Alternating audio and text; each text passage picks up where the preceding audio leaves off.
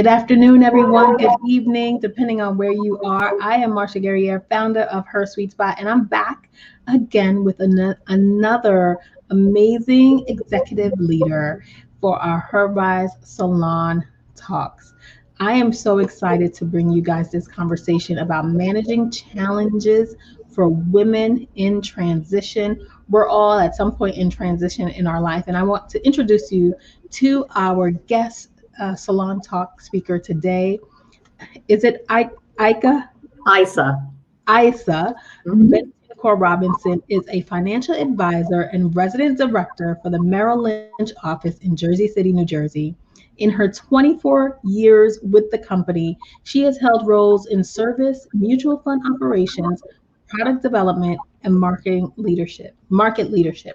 Today, she focuses her efforts on helping women in transition, engaging them in personal and meaningful conversations around family, financial goals, and retirement. Having entered financial services at a time with very little representation of female and Latina advisors and leaders, she has mentored young women and encouraged them to pursue these career paths. Aixa is an avid believer in the power of network through both personal and professional alliances with female executives and community leaders. Her accolades go on and on and on. She is a native of New Jersey and of Latin descent. She brings the same passion to the programs in inner city youth that encourage education and professional development. And you have a brief tenure as a substitute teacher, and you learn the value of adult mentoring to children in these communities. So you are our expert resident in helping people transition, and I'm sure you're helping the youth transition from their adolescence to their adulthood. So at every stage you're helping women. So thank you for being here to support and help us too. Thank you, Marsha. I'm very happy to be here. It's such a pleasure. I always enjoy speaking with you, and we're always just getting like some good conversations in. You have such a great background in financial services, right? And yet, can you tell me where? And yet, you have this passion for helping and teaching. So where did it all come from? How did you start in financial industry, yet in the finance industry, yet have such a passion for teaching? Were you going down teaching? No, actually, I stumbled on it by chance. My background is I'm of Cuban American descent, first generation. My parents came from Cuba in the 1950s. So born in New Jersey, fluently bilingual because my parents had limited education, limited language skills, grew up very blue collar in Newark. And I'm actually very proud of my Newark roots because I think it shaped a lot of who I am today. It makes you pretty tough when you grow up in the city. Yep. And so I went to parochial school, and an all-girls parochial school with a very small one, actually. My graduating class was only 93 girls. But it was predominantly African-American and Latina girls. So again, you get some pretty thick skin. We were very supportive of each other. We had teachers that were very supportive of us and really encouraged us as women to kind of, think out of the box. And I just had a recent recollection of the fact that one of our teachers had put us into advanced math classes as early as sophomore year. She was teaching us trigonometry and calculus, which when you think back to the 70s and 80s, women were not necessarily encouraged to take math. Yeah. So I think that probably was the beginning of somebody encouraging us to take on these kinds of roles in math and in technology and in finance. But the way I stumbled on finance was purely by chance. I actually attended Rutgers University in Newark. I started out thinking I wanted to be a lawyer. So I went in as pre-law. And then I realized that I just didn't want to read all those books. And very quickly did I realize that law required hours upon hours of reading. It sounds like it sounds like my transition from nursing, wanting to be a pediatrician, to business. I had to learn science, and I knew that wasn't for me. Well, I discovered very early on that I was not going to be the person that wanted to read for 12 hours a day. Yeah. But I loved my accounting and my finance classes, and it's sort of something that by sophomore year of college, I realized that more of my aptitude was in math. Yeah. And through a family acquaintance, I got my first job working for Merrill Lynch in New York City. And we were actually, just before the broadcast, we were talking a little bit about that. I worked in downtown Manhattan. I was all of 19 years old. I was going to college at night. Finances made it difficult for me to stay in school full time. So I was working for Merrill Lynch during the day and going to school at night. Right. And it just, my career from there just sort of just grew. I discovered that it was what I enjoyed doing. I loved the vibrancy of Wall Street, especially back in those days when it was in the late 80s, where Wall Street was booming. So it was just a really exciting time to be there, especially in your early 20s. So I kind of stumbled on finance purely by chance. But when I got married and had my first child, I decided that I was strongly encouraged by my family to stay home with my children for a little while. And I think that was because my mom worked her whole life. And she said, if I'd had the opportunity to stay home, I would have. And I was fortunate enough to have that opportunity. But being that I kind of got restless and enjoyed getting out of the house and doing something where I felt productive, I stumbled on substitute teaching. And that's what I did when my children were little, is I went to school with them. I took them with me. I taught. I loved it. I loved being around kids. It sort of became a passion of mine for those years that I was staying home with my children as I was substitute teaching, and then until I re-entered the finance industry when they were a little bit older. So your whole background embodies transitioning, whether it was from mommyhood or non-mommyhood to parenthood, right? And then from industry to industry, job, out of the workforce into the workforce. It's no wonder that is your main driver and focus, and transitioning from thinking you would do law into the math. I loved math as well, growing up, and also had very good experiences in school with teachers and those helping me see what my gifts and my talents were. So I love teachers for that. So what does it truly mean to be a woman in transition? Well, to your point, I think I've experienced just about every transition that most women do. I think women experience transitions differently and more often than men. And, from starting into, marriage, where you struggle with the balance and the autonomy that you try to maintain, and your identity that you're trying to maintain as part of a relationship, parenthood, and then in my case, later on in life, divorce. So, changing careers, going from single to married to divorced. Many of my friends have gone through the same experience. And also, if you look at it statistically, women outlive men. So I already have female friends that are experiencing widowhood. So I think most women don't appreciate just how many times you have to sort of stumble and get back up. Right. And how many times you have to figure out how to get by on your own. And you may not have realized that all of a sudden you have to get by on your own. So the whole concept of women in transition really talks to, taking ownership of what you have to do next when all of a sudden you find yourself in a situation that you really hadn't planned for. Right. And that's usually the issues that you don't plan enough. We don't plan enough for transitions, for the next stages and the what ifs of life, right? What are some of the challenges women face when they're transitioning? You mentioned going from married to being divorced.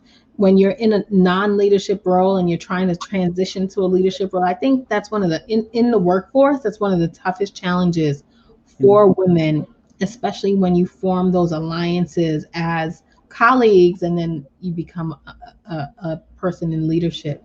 What are some of the challenges you've seen or and heard women talk about? Well, I think one of the things that I've sort of come to appreciate in retrospect is that I think women have a tendency to feel like we have to be a little bit tougher than men.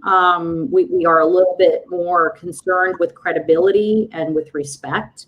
So that becomes, I think, something that you have to manage through, because I think women tend to naturally want to be liked. You know, that's more so than men. We want to be liked, and we are liked by our peers, and all of a sudden you have to make that transition into a role where you're not always going to be liked. So that's difficult. But I think what I've learned to appreciate is that respect is far more important than being liked. And respect is not just being respected professionally, but it's being respected personally. So I think when you're authentic, when you're sincere, you know, when I spend time talking to people and genuinely care about what they're experiencing and genuinely want to help them, I earn their respect. And that, I think, is the biggest transition into leadership, is having people come to respect you, not just as a leader, but as a person. Right. And it sort of buffers some of the unpleasant side of what you have to do, because people understand that you're always doing it with the best of intentions. Now, that brings me to thinking about raising these next generation of leaders. Is it, I love when I talk to young girls and young women, and they are unapologetic.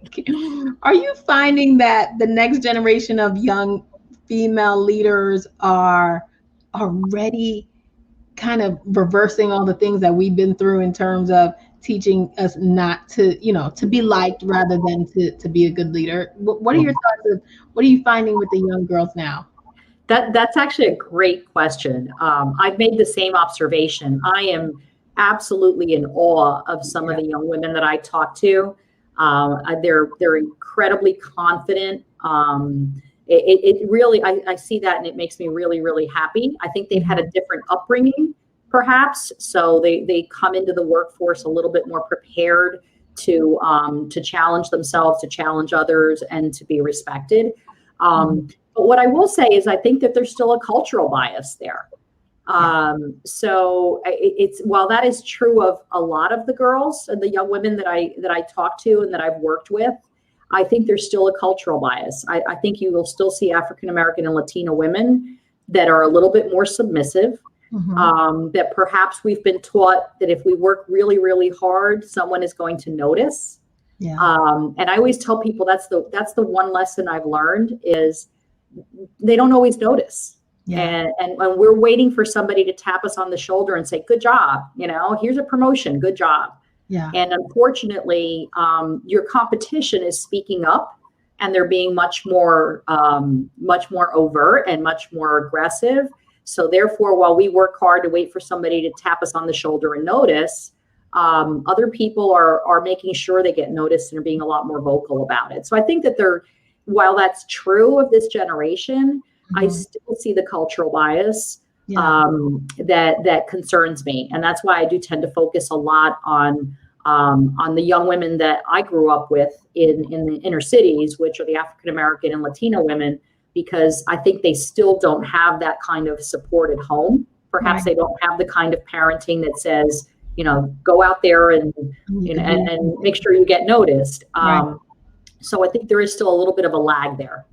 I think you just answered my next question, which was I was going to say, with a demanding job as a financial advisor, you decided to take on it could be challenging, especially working with young adults, that we need to teach how to embrace success, how to embrace tooting your own horn, a book that I'm actually reading now for my own edification and for my own self, right? And why was this so important to you? If you could elaborate on that, because I think you just answered it, though. I think because that was essentially how I was brought up. And I was actually very fortunate that I had people that did notice. And I am so grateful when I look back on some of my mentors and some of the people I worked with that took notice of the fact that I worked very hard and was very deserving of opportunities. So I think part of it is paying that forward a little bit. But it is also, in the last, like I said, the last probably few years or so, I've come to really realize that everything's moving very quickly. There's a whole lot of competition out there. And women don't have to, we don't have to necessarily be so what's the word I'm looking for? We've been trying to do this very, very persuasively as opposed to overtly. Right. And I read a really good article one time, and it talked about the ask. What is your ask? Yeah. And I've learned that you have to ask for what you want. So while I kept thinking if I skirt around the issue and maybe somebody will figure out what I want, now I just ask for what I want. And I think it is the number one thing in exercise I do with the members of Her Sweet Spot is practicing the ask, because it has to be practiced. It's not something that comes natural to women, because we are taught not to ask. We're taught, especially minority women, women of different cultures and backgrounds. The first thing we learn is when we get somewhere, don't ask. Right. You're absolutely right. You're absolutely right.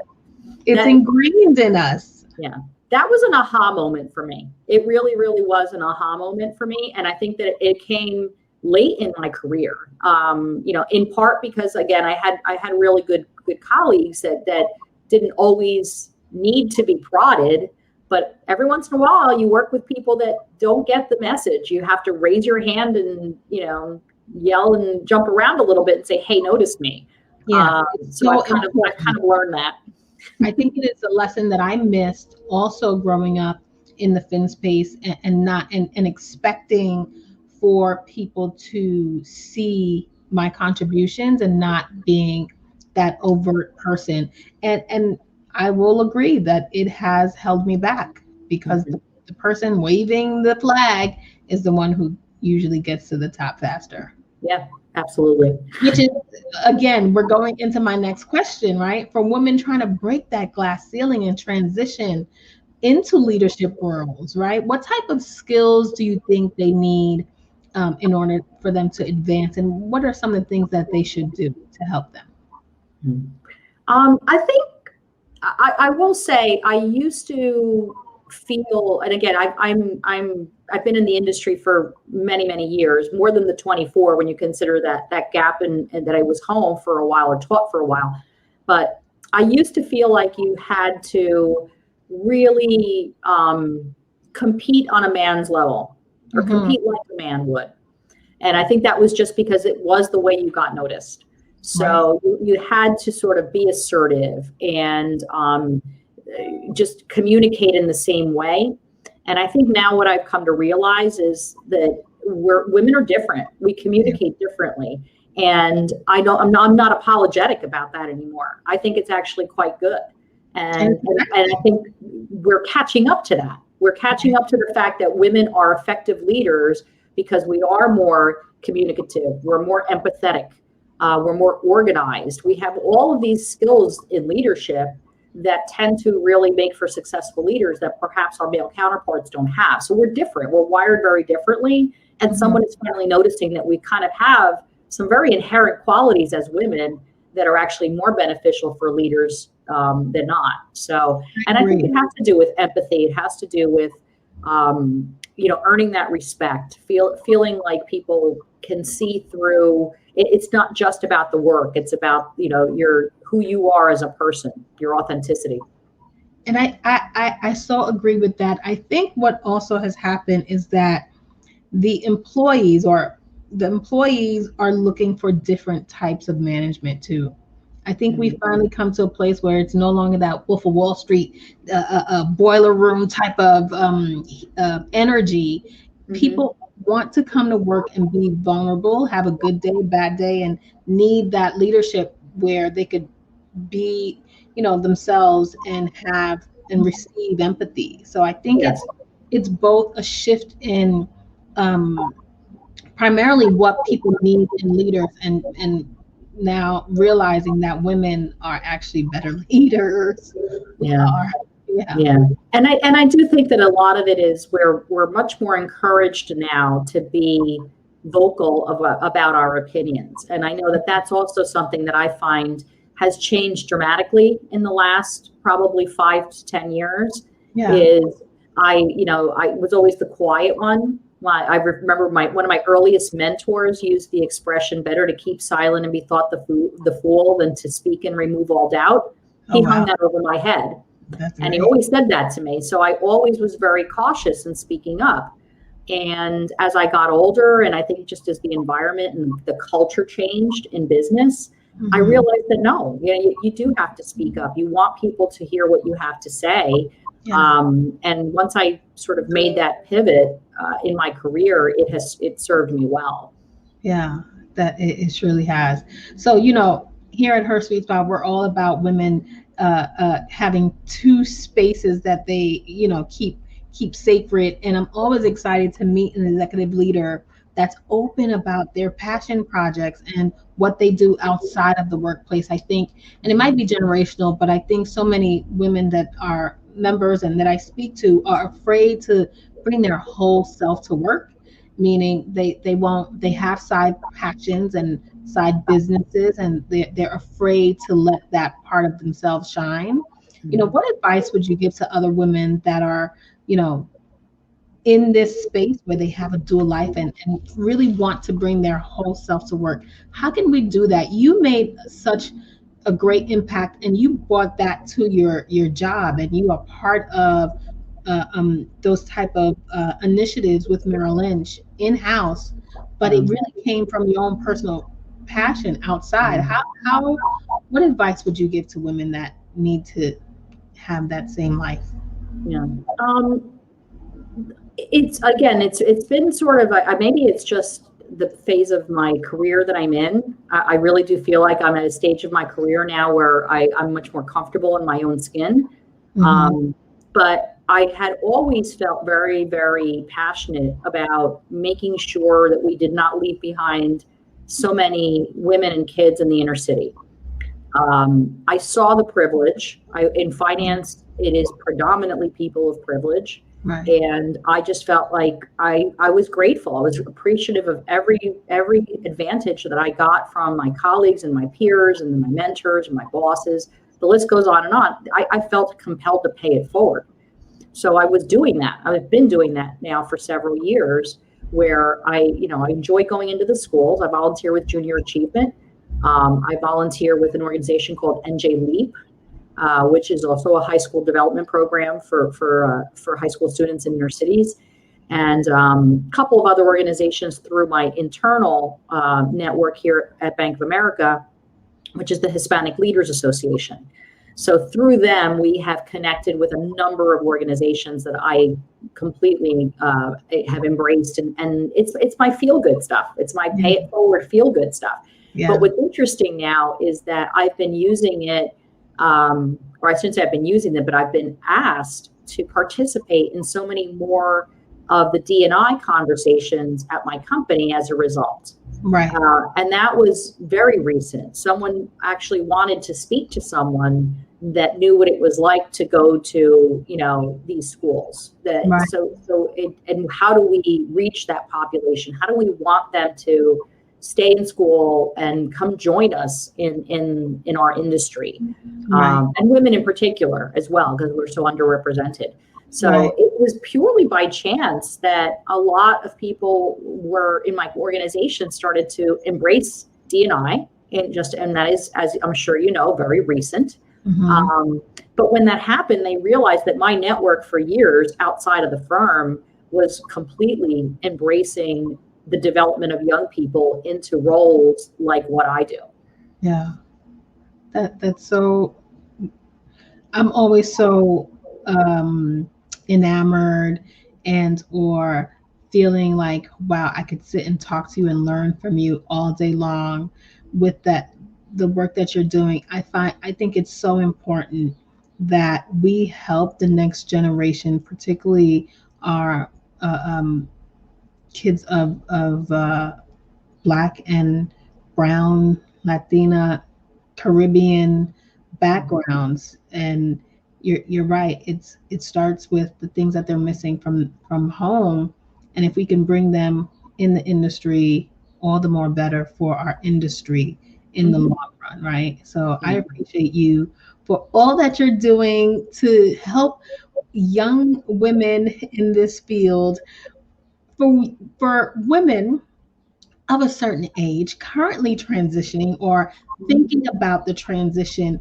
Can you give us that one solid advice before we let you go that they should hold on to, they should be thinking about for the summer? Or what is some advice you can give for someone who's currently in that transition phase of their life? Um, I think you have to embrace it and uh, step out of your comfort zone. I think that I've just gotten comfortable with being uncomfortable.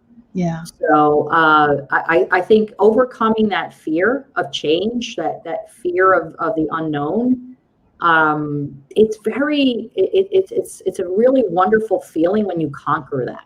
Yeah. And it's an empowering feeling when you conquer that. So I always try to encourage people to look at those times in your life when you're either switching jobs, or you've lost a spouse, or you find yourself on your own, or whatever the case may be, changing careers. It's uncomfortable, and it's going to be uncomfortable, but that's not a negative thing. I think that's actually a positive thing. I think when you overcome that, there's just that feeling of accomplishment that gives you that much more confidence to make the next move, to embrace the next change. They say God always makes you uncomfortable before he makes the greatest impact in your life. So take the challenges on, and it's gonna be a time where you're gonna have, it's okay to kind of sit in the sadness of whatever transition or hurt or pain or whatever it is, and then just take it on head on. Yeah. And it's like I said, it feels really, really good to come out of that. And you do, I mean, I know it's cliche, but you come out stronger. Yeah. And I have felt that throughout my life. I felt like I've always come out on the other side a little bit stronger. So yeah, you turn a negative into a positive. You have to do it that way. Absolutely. How can we support any of your initiatives, any of the young girls that you mentor, or programs that you're a part of? I just think that the power of networking has been tremendous for me, because I feel like I have so many different virtual support groups. I have real support groups, I have real people around me. Yes. But in the last few years, especially during COVID, I just really kind of decided I don't want to sit home by myself. I want to connect with people. I need to connect with people. What I do is a people business. So I think the power of your network, and making sure you really, again, put yourself out there, introduce yourself, meet people, walk into a room by yourself. I tell people all the time, walk into a room by yourself and just walk up to people and introduce yourself. And especially for young women who are probably not necessarily comfortable doing that, that is a lifelong skill to be able to know that, you're going to walk into a room and just feel comfortable in an uncomfortable situation. But networking is incredibly important. You never know who's going to help you and who you can help. Right. And I've had great friendships that I've built over time that all started with, an introduction somewhere, or, a friend of a friend. So, and it's a two-way street, like you said. You never know who you can help, and age is not a factor. I have so many people that are younger than me that have helped me, are still helping me. And I think it's so important that you really, I once told, it's a measure of keeping someone to your right and to your left, and making sure you're the in-between person. You always need people that you believe are above you, and you want to reach to their heights, and then someone that needs you as the person and inspiration to build up to where you are, because everyone is watching. Yeah, I'm a firm believer that in good things come to people that do good things, in karma. I just really do believe. I do a lot of, I call it pro bono work, even though I'm not a lawyer, but it's basically, sure, I have an hour, I have 2 hours, I have a morning that I give to people who need it, even if it's just to talk or provide some advice or anything. But I just feel like it comes back to you. Good things come back to people who can spend that kind of time helping other people. So I'm a firm believer in that, and it's held true in my life. So I absolutely agree. That's one of the principles inside of Her Sweet Spot, is the give ask, and give and ask for what you need, but also give and share your own resources that will help someone else to. that's wonderful. I agree. Yes. Well, thank you so much for your time today. I so appreciate you for giving me this time. Oh, and thank you. I hope this conversation has given a little bit to you as well. It has. Thank you so much for being here. And we appreciate you guys. You guys know how I like to end each broadcast. When we empower each other, we all rise. Bye-bye for now. Bye-bye. Thank you.